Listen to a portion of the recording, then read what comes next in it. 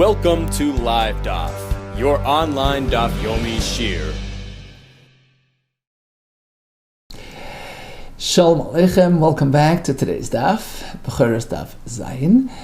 We are holding on Vav Amud Beis at the Tanu-Rabbanan, which is 5 lines off the bottom of the Amud. Tanu-Rabbanan. So we have another mismatch. We have a Rachel, a sheep, Shiolda min Eiz, gives birth to something which appears like a goat, or just the opposite. Ve'ez Shiolda min Rachel, a goat bears a sheep. Betura ben Bechora, although it's firstborn, which is generally Kadosh, with Kedushas Bechor, in this case, it's exempt. This is what we call a nidme, right? Because it looks different than the mother. However, if it has some similarity, vim yesh by miktzah simon, there's some similarity between the two, then chayeves, it is considered a full-fledged bechor. Rabbi Shimon Omer says, not so quick. Achi hey roishe v'rubai doimel imai. Just a bit of similarity doesn't make it. It needs to be mostly the roish, the head, and most of the offspring has to resemble the mother. Okay, so he holds that just a bit is not enough. It has to be really reminiscent of the mother animal. And that's regarding that is regarding the halacha of bechor. Now, what about, we dealt with a similar question yesterday regarding consumption.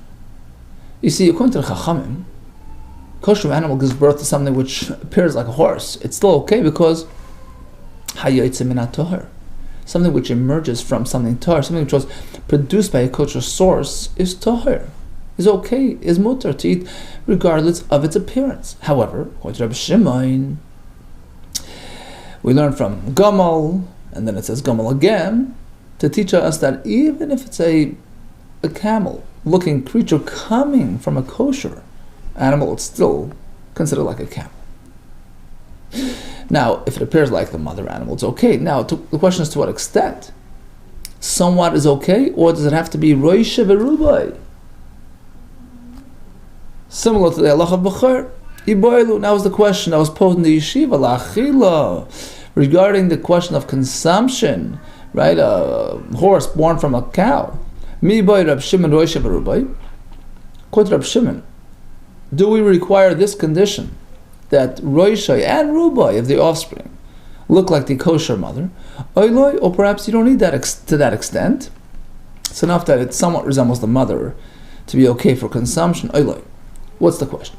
Linin bechor ksiv, regarding the halacha of bechor, where dissimilarity exempts, ksiv it says ach bechor shor, and we learn from there, right? Ach yehu shor bechor shor. The child has to look like a shor, just like the mother shor. So there, according to Reb Shimon, it needs to be, for the most part, similar to the mother. Roishe v'rubai. Miktzas is not enough. Aval achila. But in terms of consumption, perhaps that works a different track. Gamal da'amar achmana da'asr. The Torah says, a camel-looking creature is asr, irrespective of its kosher source. Gamal da'amar achmana da'asr. Look, it has to look like a camel. We turn to the next page. Ishtani megamel. Since this offspring, in our case, it's different than a camel because it resembles the kosher mother to a certain extent. Shaper dami. Perhaps that gives it a stamp of approval. It doesn't need to be so similar, like by bechor. Or perhaps you don't differentiate.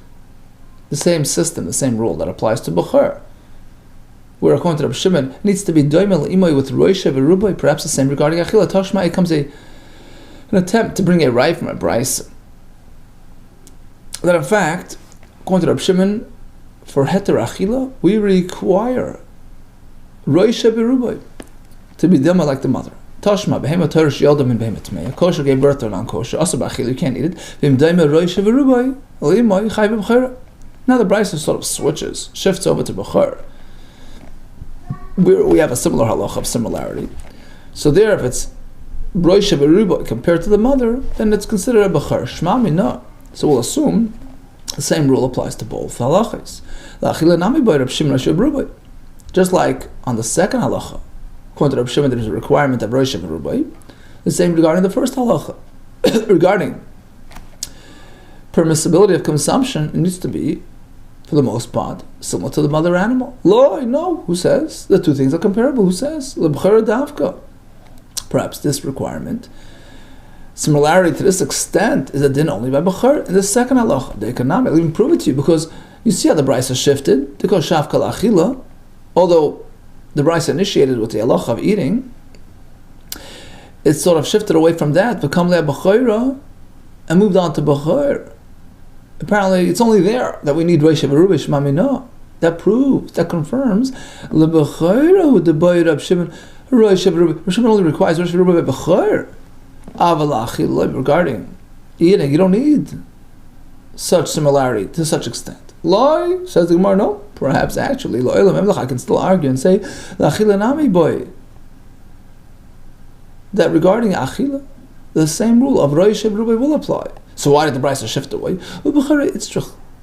There was an extra point that the brisa was trying to highlight regarding bechor. To tell you that Rosh Hashanah helps, I would think even that won't help. Sal kadai techamina. Perhaps I can say hoil b'ksiv, since the pasuk says ach bechor shor, and we learn from there that the bechor has to look like a shor, just like the mother animal. The mother has to be a shor and the offspring. Perhaps it has to be 100%. Perhaps Rosh Hashanah is not sufficient until it's fully resembling a shor. Kamash Blanc comes to Bryce and says, you know what? Rosh Hashanah is enough. And that's why the Bryce sought to highlight the halacha bechor to teach us. Don't think, Rosh Hashanah is not enough. But perhaps the same exact would apply to achila. Right? So a kosher gave birth to a non-kosher. It's not enough to have partial resemblance. Perhaps you need a Rosh Hashanah done to the mother, kosher animal. Tashmai comes another raya regarding this question. So we have a brisa. Achazel teichlu mimali agera afarisi parsa. So you can't have this animal even if it's exhibiting kosher, even if it's coming, from a kosher animal, right? It came out of a kosher animal. You can't eat it. And the pasuk continues, the camel, right? So we learn, Zeh iato eichel. Rashi says, it means a camel-looking animal cannot be eaten, even afilu noilad min hapara, even if he came out of a para. Aval ato eichel haba b'siman echad. But you can have a camel-looking creature born from a kosher animal which has some appearance to his mother. Siman echad means it's somewhat similar to the mother. Ve'ezeh. Give an example of this type of scenario.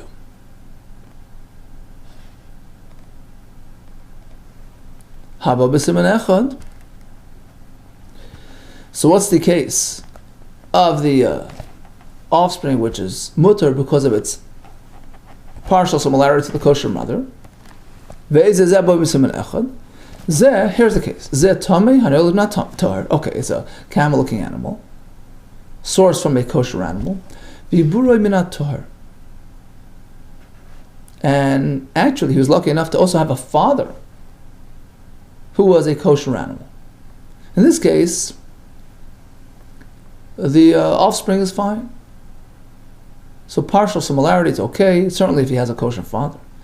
What happens if his father animal is not a kosher animal? So he has two strikes against him. Father's not kosher, and he doesn't look too kosher. In this case, even though he has some similarity to the mother, he is tamei lemar. So the pasuk, in listing the permissible animal, says, shoyer, right? Se kesavim b'se'izim. Says the general label for sheep and goats. Se kesavim, which is plural, mother and father. B'se'izim, a se from izim, mother and father, having been kosher. We learn from this pasuk, you can only eat them on condition that both father and mother were okay. Rabbi Lezer says no. That's obviously okay. You don't need the pasuk to come and allow something which is already allowed. I mean, your case is simple. I mean, of course it's okay. It's going to add another permissible case to the list. A case which you would think perhaps is not. What case is that? The tummy and camel-looking creature born from a cow, whose father is also an unkosher animal.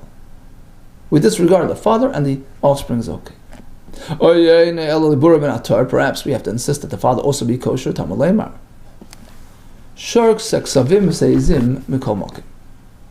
We learn from here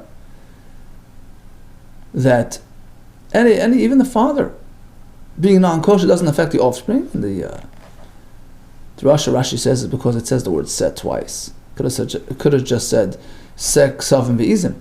Sek savim ve'se'izim is an additional allowance to even include this case, despite his unkosher father. Okay, end of quote. Let's go back and analyze the brisa. Who's speaking? Korele Tami. Whose opinion is reflected in this brisa? Is it the Chachamim who told us yesterday anything born from a kosher animal is okay despite his non-kosher appearance? Or is it Reb Shimon who says camel from a cow is no good? It's considered tamei. So let's take a look at the brisa again. How does the brisa relate? How does the brisa label a cow-looking creature coming out of a cow? It calls it tamei, which has a Reb Shimon ring to it, right? And that it's all about what it looks like. Karele tamei Reb Shimon. The brisa seems to be following Reb Shimon. That's why he calls it a tamei. And still the brisa says, go enjoy it. If there's some similarity to the mother. If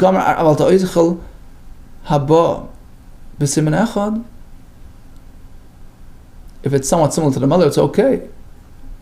So doesn't that confirm that according to Reb Shimon regarding achila, partial similarity in appearance to the mother is okay? You're right. Says they actually discovered a very clear point, but who says it's actually Reb Shimon speaking? Maybe this brisa was authored by a different Tana who actually adopted Reb Shimon's opinion regarding, on the one hand, regarding the strictness, that it's all about his appearance, not about his source, but number two, that even partial kosher appearance is okay. But who says that would apply to Reb Shimon personally? Maybe he would require even more than that. Rosh V'Rubai. So you haven't really confirmed Reb Shimon's position per se. Hi Tana, this Tana of the Brisa, Savar L'Kavasei B'chad. On the one hand, Savar L'Kavasei, he adopts Reb Shimon that sourcing is not enough. You have to have appearance. Perhaps he disagrees on the other aspect. Whereas Reb Shimon requires Rosh V'Rubai to be daimet to tar. Perhaps according to the Brisa, you don't need that much. As the Brisa says, even partial appearance is okay. There was a different version of this latest discussion. Some asked it as a kasha and as a teretz, like this. The Brisa says, Iburi menatami. The Brisa is relating to some interesting scenario where you have a cow-looking creature who's impregnated by another cow, by a camel. So it's a non-kosher animal mating with a kosher, and they have this offspring, a strange-looking offspring. How's that even possible? Mima Abra, how could a kosher become expectant from a non-kosher? We have a halacha, we have a fact.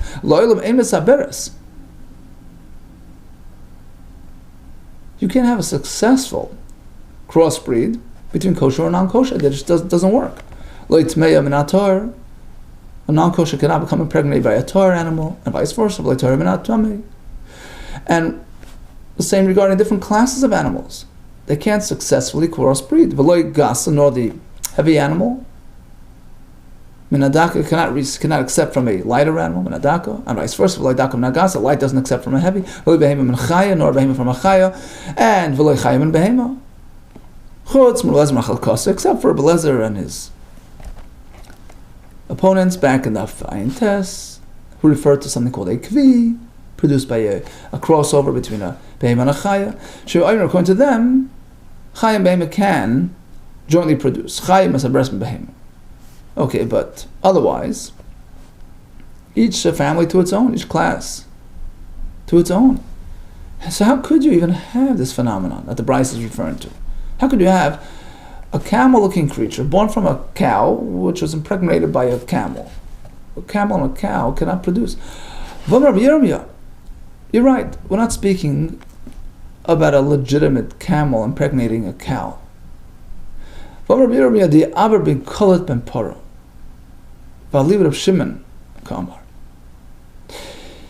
according to Shimon, you can have an animal classified as non-kosher, but it isn't necessarily 100% genetically non-kosher. You have a kullet, an animal with joint hooves, looks like a non-kosher animal, ben parah, born by a cow, born from a kosher animal.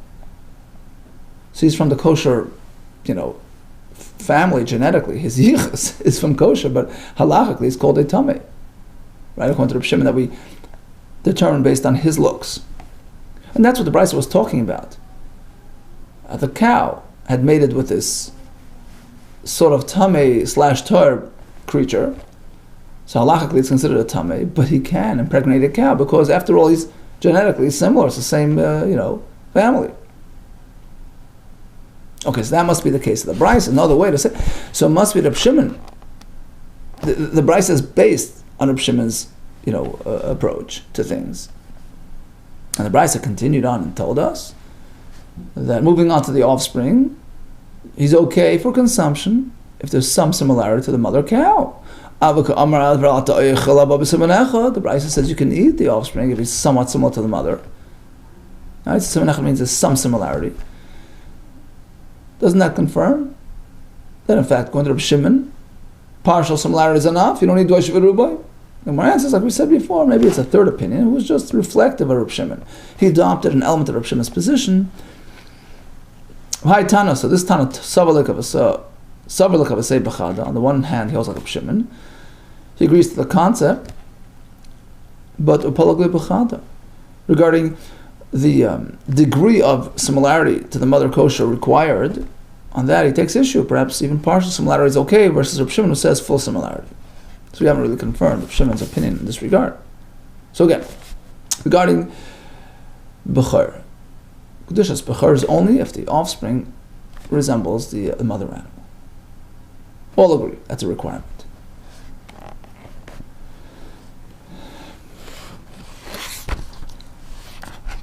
The question is, what degree of similarity? According to the Chachamim, Miktas Simonim is enough. According to Reb Shimon, it has to be Rosh V'Rubai. Let's shift over to Heter Achila. You have a kosher animal birthing a strange-looking creature appearing like a non-kosher animal. So, according to Chachamim, it's a non-issue because the source is kosher. Hayetzim and Torah. According to Reb Shimon, it's all about what he looks like. He looks tameh. He is tameh, unless he resembles his mother. To what extent? That's the question. Even partial is enough, or perhaps he needs Rosh V'Rubai just like by Bechor. Perhaps Bechor is different. Over there it has to be like a carryover of the mother. Who Bechor? No Bechor, right?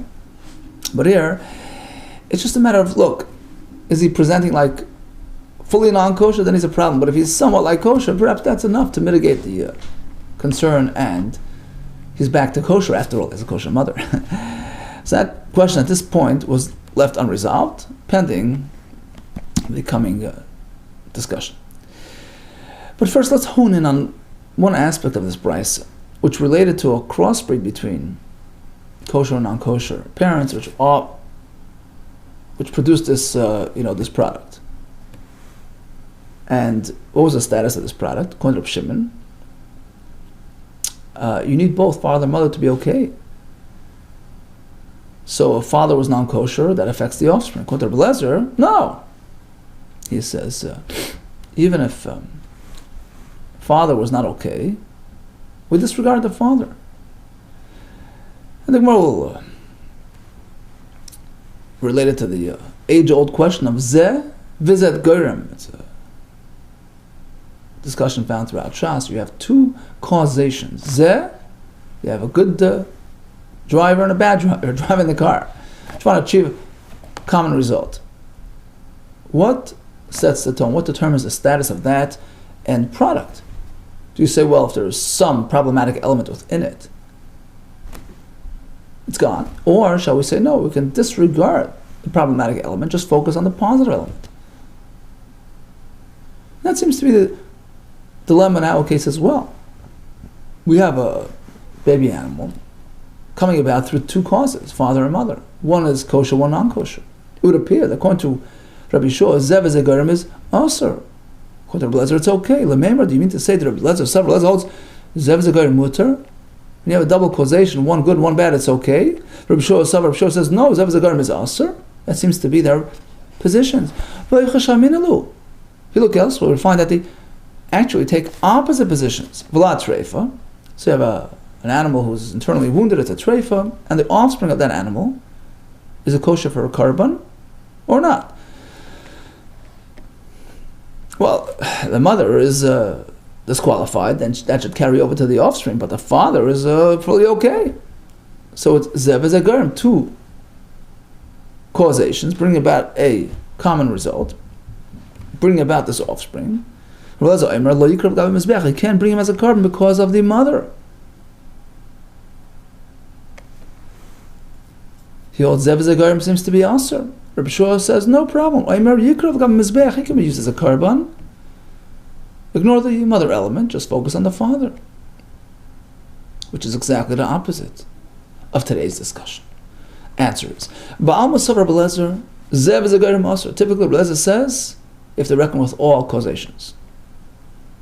No, but today it's different. Here, the imkain nichtav cross sex savim ve'izim. It's because of the extra pasuk, which allows even with a problematic father. Otherwise, it would just say sex savim ve'izim. Why the word se twice? Sex savim, se'izim, right? Se v'selamli. Why the extra word? Shma min hasem kol makom, to allow any sort of se, even this case where there's a problematic element involved.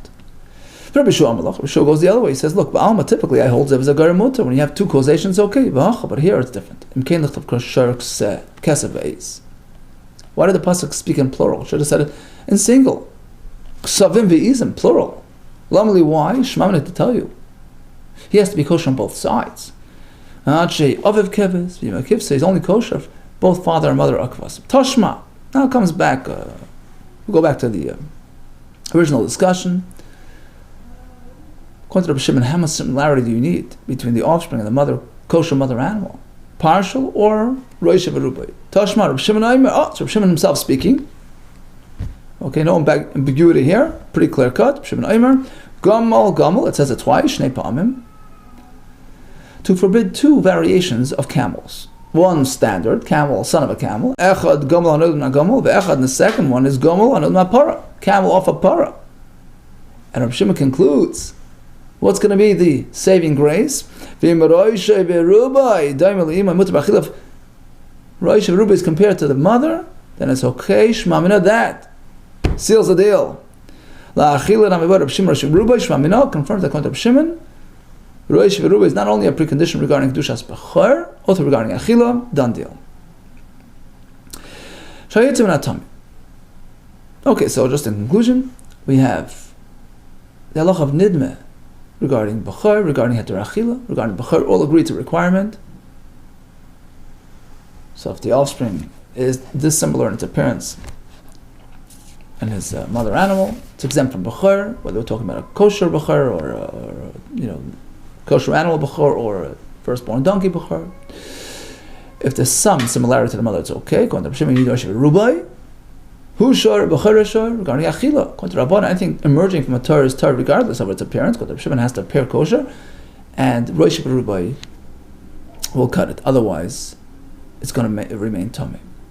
Tummy mission says something which emerges from a tummy is tummy, and vice versa. Boy, my name and Rav Sheshes. Rav Sheshes was asked the following: the wastewater of a donkey, what's its status regarding consumption? So why are we focusing on a donkey? They could have asked the same question regarding other non-kosher animals, horses and camels. Answer is no. The there's no question regarding the others because they're not clouded. It's just clear. It doesn't resemble milk. So it's plain, water, maya, oil. Certainly it does not get affected by the horse or the camel, which is merely serving as a plumbing system. Maya ul maya nafik, water came in, water emerged, it certainly retains its water status, it's okay. It's not considered bodily produced by the horse. The question is squarely by the donkey's water. Why? Because it has that cloudiness of dama l'chalav, it gives the appearance of milk. What's its status? Do we say it was bodily produced by the donkey like it's milk of Assyria and it's forbidden because it comes from a forbidden source? Or you can say, even if it's a bit cloudy, it's still the same old water. It was just, tainted by the plumbing system. Maya oil, Maya went in, Maya nafik, Maya came out. The reason why it's a bit cloudy, Havla the bistro was affected by the effects of the basar of the plumbing system as it was coming through, which clouded it, didn't really transform into a new entity. Amar of Sheishis, I have a right, Tanisua. Look at the Mishnah. Shayotzim natami tame, vayotzim natorah-torah, right? Why min hatame? Could have said yotzei mitame.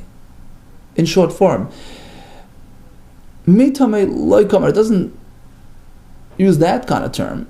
Ela min hatame. Rather, it accentuates it by saying min hatame. Returns on the base, coming to teach us, to cover even this material. Vani nami. And this entity, these waters, mina de tamihu. It's min of tummy.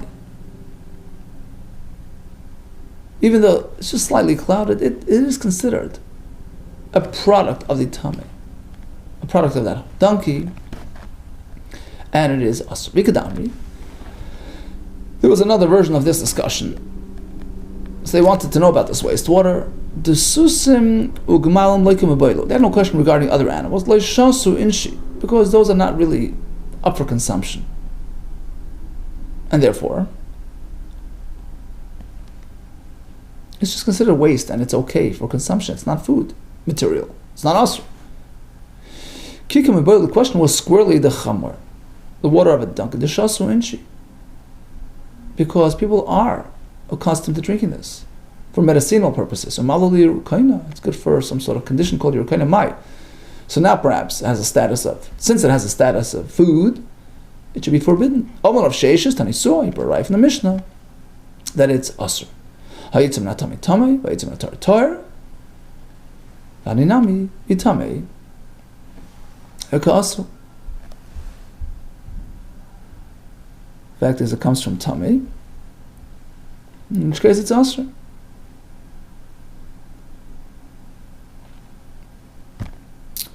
Meis, here comes a kasha.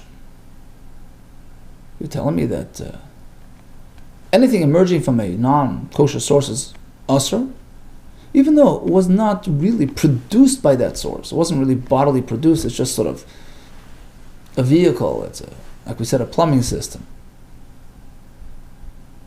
It's sort of a byproduct. It's not produced by the actual entity himself. Meisvei comes a kasha regarding honey. Mipnei ma'amru devash devarim mutar. Why do we even allow bee produced by a honey? Think of it, a bee is a non-kosher creature. So anything that it produces is called yotzei min hatamei. You shouldn't eat it. So why do we? Because it's not self-produced. It's not bodily produced. How does the bee generate honey? Rashi says it ingests pirchei ilin, the flowers, which it transforms, it processes it into honey. It doesn't really self-produce the honey from its own self. Okay, but regardless of what the process is, the fact is, it is emerging from something tummy. It should be like the wastewater of the donkey, which according to Sheshis is asur. So clearly, this brisa makes exception for byproducts. It's not considered self-generated. It's not considered sourced and non-kosher. Versus Reb Sheshis seems not to reckon with that factor. Anything coming out of a non-kosher source is asur. Hudama Reb Yaakov. You're right. Reb Sheshis follows a different track. He has Reb Yaakov's approach to the sugya, according to that perspective, anything emerging from non-kosher will be considered non-kosher. And for honey, we have a special exception, a special pasuk. And we need a special pasuk for that. Otherwise, it would be asur, despite the fact that it's just merely a byproduct. Hudam Rabbi Yaakov, Rabbi Sheshes follows Rabbi Yaakov's track. The Amor says, Dovsha, you want to know about honey from a bee, why it's okay? Rachmana Shari, the pasuk specifically allows it. And we need that special allowance. For otherwise, it would be asur. Even though it's just passing through, so to speak, the bee. The Sani, Bryce, Rabbi Yaakov, Aymar, Achaz HaToichlem Kol Sheretz Ha'oif.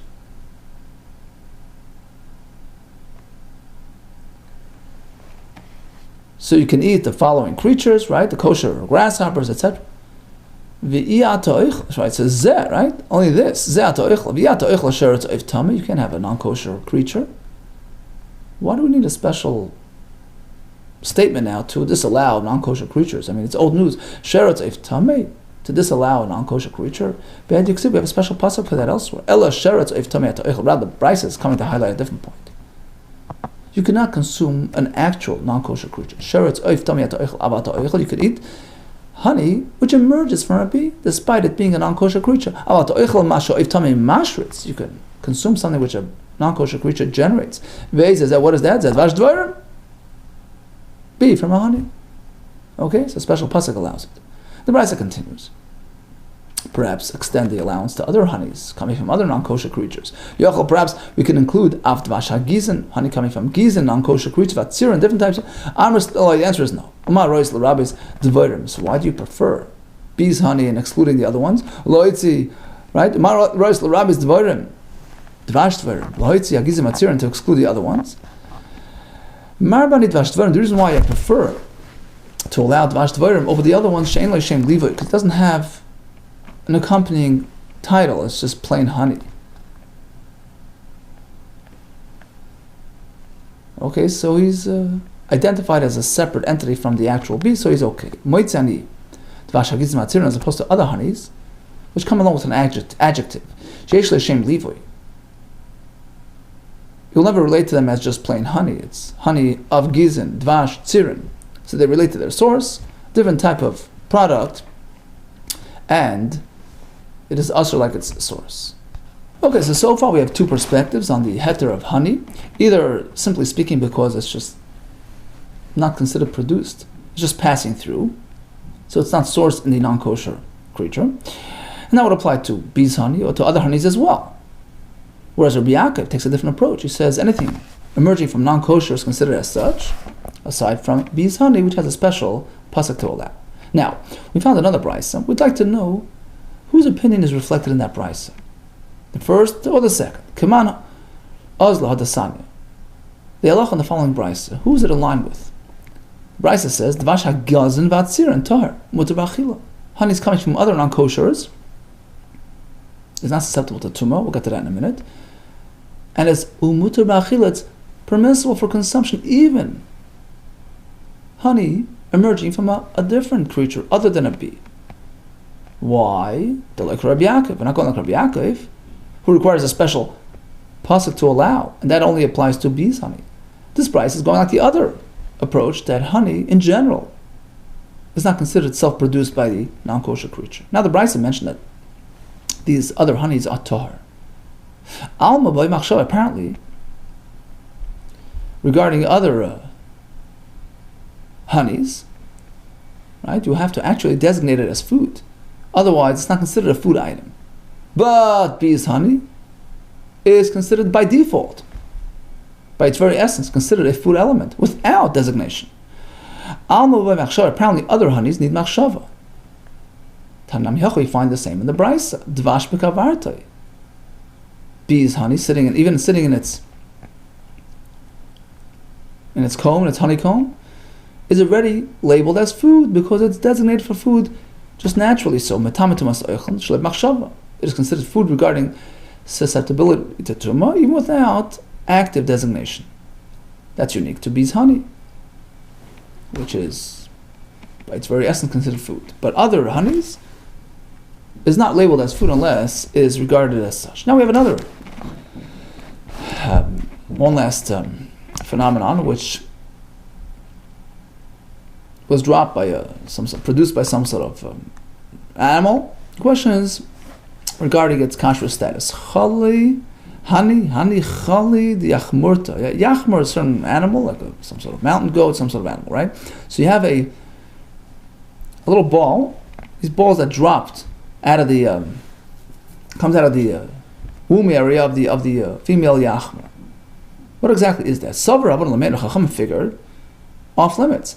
Beinin, these are the testicles of the male animal, which sort of got disconnected, and these are them. Vasirun, and they're also because they're considered Eiver Menachai, something detached from a live animal. Rav Safra, no. Let me explain to you exactly what this is, and it's okay. It's just waste material. Rav Safra Zara. It's the semen, the zera, the ayolahu of the ayol animal. How did it end up looking like this? The azal basa ayolta. He's trying to mate with the female ayol, and she's not available. Since the womb is very narrow, she doesn't make herself available to him. But azal basa yachmurtas. He goes and finds another customer. He finds the yachmur, and he injects his zera, and ultimately, she then discards it with the nasri, and it emerges as these these little balls, but it's really just waste material. Go ahead and enjoy it. It's not really considered Eiver Menachai, and it's mutter. Amar Rav Huna. One more question. Oyer haba keneged panam shel chamor. You have skin covering the face of a newborn donkey. So it's basically the embryonic sac in which the chamor is born. Mutter, you can eat it. It's not considered forbidden. You know why? It's just waste material. My time at Pirsha Ba'amu. It's not part of the offspring, not part of the mother. It's just a piece of skin, leather, which is just Pirsha Ba'alma, as Rashi says. It's considered waste material. Amar Lei Rav Chizda. Says Rav Chizda to Rav Huna, I'll bring you a raya, Tanya from a Brisa, Tanya Sayelach. Brisa says, Adam. Here we have a similar phenomenon regarding a human baby. So there's sack in which the baby is wrapped, bein chai bein meis, Torah, whether it's alive or dead. This oir is tahor, doesn't have any tumah. It's not considered the flesh of a dead entity, of a dead human. My lav, let's assume. The Brisa means like this: bein hu chai v'imay chai, whether the newborn is alive and likewise the mother is alive, or bein hu meis v'imay meis, or the offspring and the mother are both have passed away. So even in the second case, when mother and child are lifeless, this skin is not considered a source of tumah. It's just waste material. It's not part of the mace. So that supports our point. Then in similar fashion, it's not regarded as part of the donkey, and it's not usher. No, it's not what the Brisa means. Perhaps the Brisa is speaking, the mother is alive and well. Bein hu chai v'imay, whether the newborn is alive and the mother is not. Bein hu meis v'imay, or whether the child is lifeless and the mother is alive. In both these cases, the skin is okay because either one, if either one is alive, meaning it's only going to be tamei if both are lifeless. So sort of this sort of is in limbo. It's sort of part of the mother and part of the offspring. As long as one of them, either one, is alive, then this skin relates to that, and it's okay. It doesn't have tumah. But regarding the skin around the chamor, in that case, it would still be asr. Why? Because, look, it's connected to the mother and the offspring. So either way, they're non-kosher animals, and so is the sack. Says the Gemara, no, but Tanya. So Rav Chizda responded, I have a brisa which clearly supports my understanding. It says, Vatanya, bein hu chai v'imay chaya, bein hu meis v'imay meisa. Here you go. Whether child and mother are alive, or whether they're both lifeless, this sack is okay. It doesn't have tumah because it's just waste material. It's not considered part of the flesh, part of the, right? So likewise by the donkey. It's not considered part of the donkey. It's okay for consumption. So he says, you're right. He says, Itanya, if you have a brisa, fine, Tanya. If you have it in the brisa, with clarity, okay. I submit.